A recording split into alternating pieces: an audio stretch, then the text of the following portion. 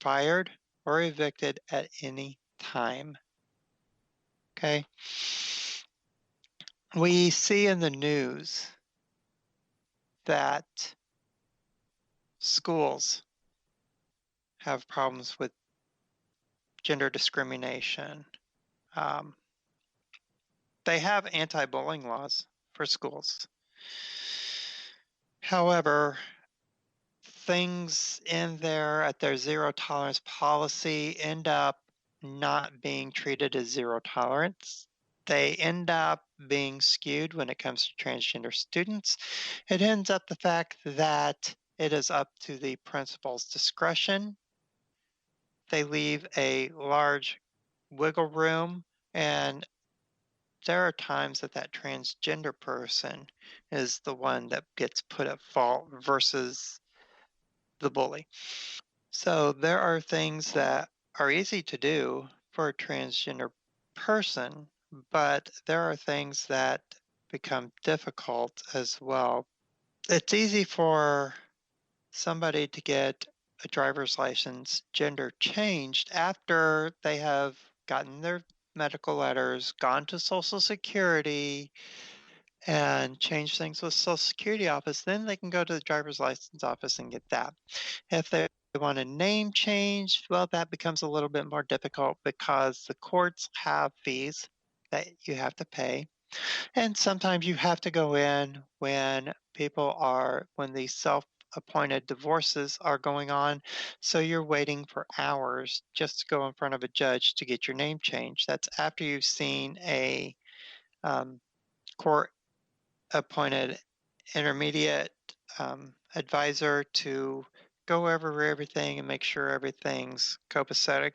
Unless you're unfortunately in the middle of a divorce procedure yourself, then you can get that included in the divorce setting. But that is a small problem. Luckily, we've had several different bathroom issues that have come up before in the past, and those have gotten squashed.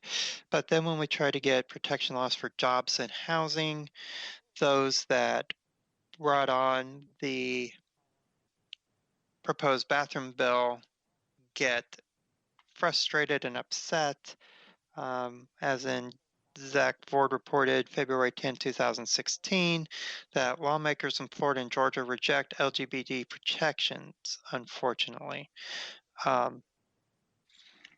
But the Senate Judiciary Committee conversation got wrapped up in conversations about which restroom transgender people would be allowed to use.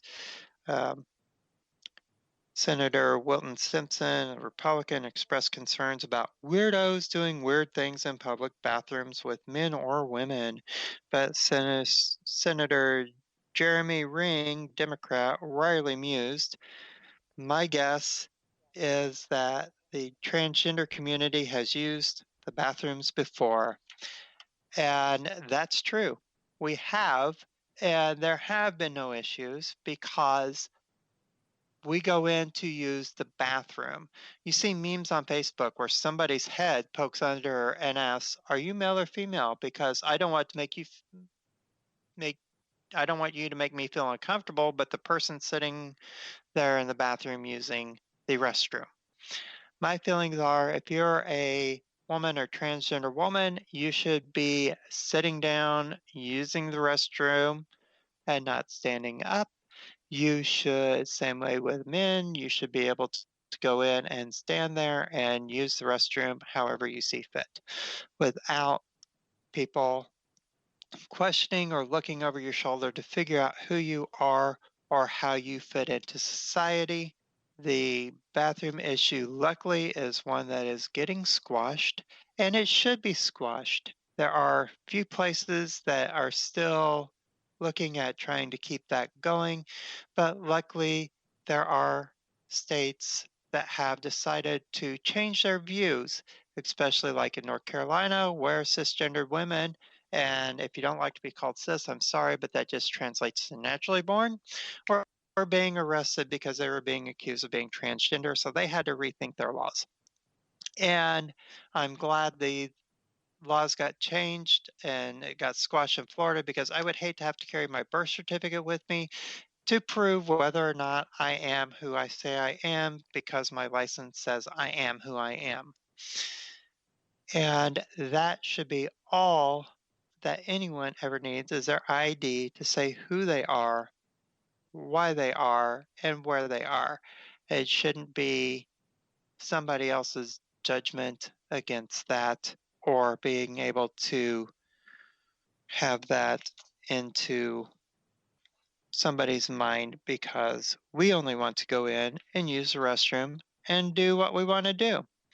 We don't want to go in there and have any issues. The big issue is that people start bullying us or people get afraid of being able to go to the bathroom at all. And that is not something that should be done.